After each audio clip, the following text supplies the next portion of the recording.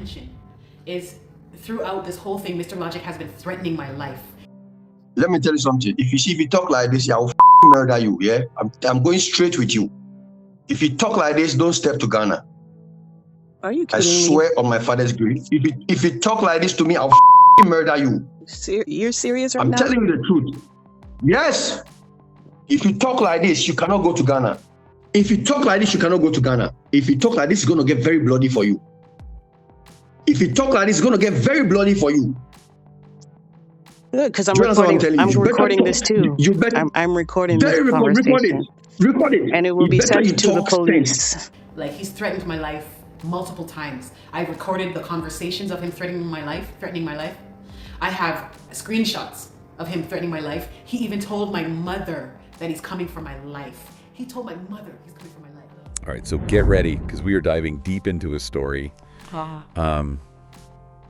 Well, it's gripping, that's for sure. And unsettling, too. Yeah, it's about the Berry Empire. They're this family, and they moved from Canada to Ghana. Oh, yeah, I've heard of them. Yeah, they were sharing their whole journey on YouTube. But then their channel, well, it went silent for over a year. Really? And now we know why. Oh. Yeah, Monique, she's one of the family members. She put out a video recently, and it's a rough picture she paints. Broken promises, alleged fraud, even threats. Huh. So we're here to unpack it all. Oh, wow. This is going to be good. And, oh man, you won't believe what went down. Well, I gotta say, this case really highlights something. You know how when people chase dreams abroad, they can become vulnerable, I guess? It's like a reminder, even with the best intentions, things could really go south fast, especially when you're dealing with systems and people you just don't know. Yeah, absolutely. I think a lot of people listening are probably thinking, okay, so what actually happened? Yeah. So the Berry Empire, their whole thing was building a community for people of African descent, people living outside Africa. They wanted to help them settle in Ghana. Right. And they were documenting, their own move, all the tips, advice, the whole experience, sharing it all. Yeah, and that's a really powerful story they were telling. It taps into that whole growing desire, the diaspora wanting to connect with their roots. For sure. And their channel, it was like this window, right, into that experience. And they built a following, created this whole sense of community. Exactly. And then Monique gets this music deal. Oh, wow. It was with Panther Music. Yeah. This guy, Mr. Logic, runs it. Okay. On the surface, sounds like a dream come true. It does, but then again, sometimes you gotta watch out. Oh, yeah. Yeah, because a lot of times these scammers, they'll prey on people's dreams. They package these opportunities to sound amazing, like it's too good to be true. Right. And people get so focused on that reward, they don't even see those warning signs. Those red flags. Yeah, exactly. And in this case, those red flags, they popped up quick. Yeah. So to take the deal, the Berry Empire, they had to stop posting on YouTube. Really? Move to Accra. And they had to get these Ghanaian work permits, 3-year permits, all under Mr. Logic's company. They even paid thousands of dollars up front for those permits. They thought they'd be working for him, I see. So that's kind of a tactic you see sometimes. It? Yeah, creating that urgency, like you gotta act now. And demanding all that money up front. Classic signs of a scam. Man, that's just... And wait, there's more. Oh. Monique says that Mr. Logic, he took a whole year's worth of rent that they had paid up front for their house in Accra, pocketed it. Oh, wow. That's a huge red flag. If someone, especially like in a position of power, they're doing shady stuff with money or not keeping their end of the bargain, well, that's a big warning. Like something's not right. It's like they say, right, if it sounds too good to be true, it probably is. Okay. And, well, it just got worse from there. Mr. Logic, he was allegedly, living it up, buying new cars, houses, all that. But the Berry Empire, they were struggling. Money was tight. That's something you see a lot in these cases. Like they'll flaunt their wealth. It's all about creating an illusion, like, look how successful I am. And that just reinforces the victim's idea that they're on the right track. Yeah, it's a messed up tactic. It is. And sadly, that illusion, it started to, it messed with their lives. Really? Monique says all the money stress, it caused tension between her and her husband, Kirk. Oh, no. He was the one who brought Mr. Logic into the picture, Right. And so Monique started to resent him Yeah, I mean, who wouldn't? When something like that happens, it's normal to be angry. And a lot of times people, well, they take that anger out on the people closest to them, especially if they think that person is connected to the scammer. It's heartbreaking, like this whole web of lies. And then it gets even worse. Mr. Logic, he allegedly starts interfering in their marriage. He's encouraging Monique to leave Kirk. Oh, wow. And get this, he even allegedly threatened Kirk's life. That's awful. Yeah, and that kind of escalation, it's textbook manipulation. Oh, yeah. You isolate the victim, take away their support, and then they're more vulnerable. They depend on the manipulator more. Both financially and emotionally. Yeah, it's scary how effective that can be. It really is. And in this case, well, it worked. Kirk ended up leaving Ghana. And Monique, well, she was alone, completely at Mr. Logic's mercy. Oh, man. That's rough. I mean, with Kirk gone, Monique was, she was just more vulnerable to Mr. Logic's influence. Yeah, it's like a turning point in the story. And that's when things took an even darker turn. Mr. Logic, he convinces Monique to go to South Africa for a music video shoot. He promised her the world. Radio play, TV, everything. Yeah. But it was all a lie. Ugh, classic. It's like dangle a carrot, make the victim think it's all happening, to keep them hooked. It's all about those broken promises. So typical in these scams. So Monique's in South Africa, right? Yeah. For this music video, supposedly. Right. And she ends up stuck there for 3 months. What? Yeah, and all her expenses, they just keep piling up. While Mr. Logic, well, he joined her there, and he's basically just living it up on her dime. It's crazy how some people can be so, I don't know, shameless. It's really messed up how he's using her passion, Yeah. her music, like twisting it to get what he wants, just keeps her trapped in this whole manipulation cycle. Yeah, it's heartbreaking to see someone's dreams used against them like that. And it's not just the emotional part, Oh, right, the financial impact. Exactly. Yeah. Devastating. Monique's paying for everything. And Mr. Logic's probably, living the high life. Yeah, pretty much. It's a common thing with these scams, actually. They'll often target people who are financially vulnerable. Or maybe someone who just came into some money, Makes sense. Like someone starting a YouTube channel. Or signing a music deal. Right, exactly.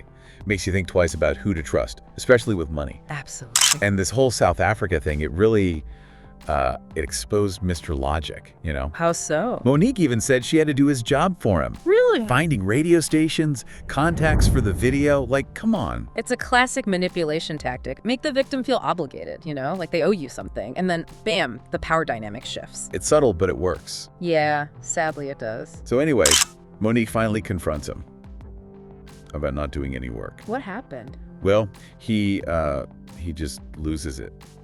Yells at her, insults her, and then, get this, he abandons her. At a hotel with all these unpaid bills. Oh my God. I know, right? Unbelievable. It sounds like narcissistic behavior. Does it? Yeah, they don't have empathy, can't handle criticism, Yeah. and when they're called out, they lash out. Aggression, manipulation, that's their go-to. It's terrifying to think about. Being stranded, in a foreign country, Oh, no support, and debt piling up. absolutely. And then another blow. Remember those 3-year work permits? The ones the Berry Empire paid for. Yeah. Turns out they were only good for a year. Oh, no way. Seriously. So not only was she taken advantage of financially, but now her and her family's legal status is all messed up. It's like this nightmare that just keeps getting worse. Yeah. And remember that unpaid rent? Well, it comes back to bite them. Oh, right, the landlord. Yeah, he's understandably upset. So he takes things into his own hands, sends someone to padlock the gates of their house. Monique's father and daughter, they were locked inside. That's taking it pretty far. But I guess he felt like he had no other choice. Right, it's a reminder that this whole thing, it affects more than just the people directly involved. The ripple effect. Exactly. It's scary to think about, though, what they must have gone through, feeling trapped like that, Yeah, really scary. especially for her daughter. Right. Luckily, Victoria, she managed to get back in. But still. Yeah, exactly.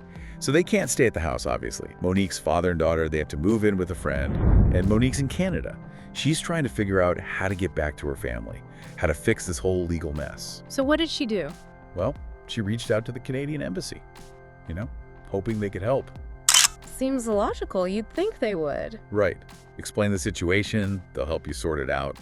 But, well, it wasn't that simple. Bureaucracy can be a nightmare. Yeah, especially in these cases, with allegations of fraud, corruption. Absolutely. And that's exactly what she ran into. Contacted the embassy, explained everything, showed them the evidence, and their response. Thank you for the information. It's well noted. What? That's it. Seriously. It's heartbreaking when you think about it. When you need help the most and the people who are supposed to help, they just, I don't know, they let you down. It's a horrible feeling. Like you're powerless. And while she's dealing with all this, she's also dealing with Mr. Logic, you know, the threat. Oh, right. They allegedly threatened her life Oh, directly and through messages to her mother. that's awful. It's not just about the money anymore, it's about her safety. It's like something out of a movie. But this is real life. It is. And then she finds out something about her passports. The ones Mr. Logic took? Yeah, for the work permit, supposedly. She tracks down the immigration official, the one who was handling it all. What she finds out is unbelievable. This is where the story gets really dark. Okay, I'm on the edge of my seat here. So the official tells Monique that Mr. Logic, he only applied for 1-year permits. For her and Kirk. Yeah. Not the 3 years they paid for. And get this, he didn't even apply for permits for her father and daughter. So they were in Ghana illegally. This whole time. This is insane. It's like now we see how deep this goes. The fraud, the way he was manipulating everyone. It's mind-blowing. It really is. And remember how Mr. Logic helped Kirk leave Ghana? No problem. Even though the permit was expired. Well, he did it by calling this same immigration official. She escorted Kirk out of the country, hid the paperwork. She was in on it. Wow. This is a whole other level. It makes you wonder, who can you trust if the people in the system are corrupt? Right. Chilling. So Monique's in Canada. Her family's stranded in Ghana. Their passports are with this guy who threatened her. And he's got connections in the embassy. That's a nightmare scenario. Like, how do you even begin to untangle that? And it gets worse. Monique finds out Mr. Logic is planning to come to Canada. Oh no! With his history of the threats, who knows what he's planning? This is serious. It is. So at the end of her video, she asks viewers for help. If anyone sees him, call the police. Immediately. She believes he's a danger to her and to others. She's trying to stop him before he hurts anyone else. Exactly. It's brave of her, putting herself out there to warn people. It is. She's trying to turn this awful experience into something good, you know? That's inspiring. Taking control, fighting back. It shows how resilient she is. It does. But amidst all this, there's another layer to the story. Her relationship with Kirk. Oh, right. The video, she admits she made mistakes.